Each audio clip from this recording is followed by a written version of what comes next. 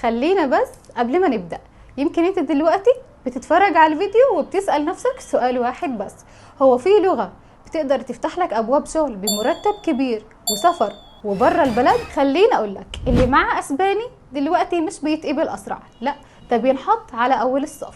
يعني اللي بيتكلم اسباني معاه مفتاح لفرص كتيرة ناس تانية لسه بتدور عليها.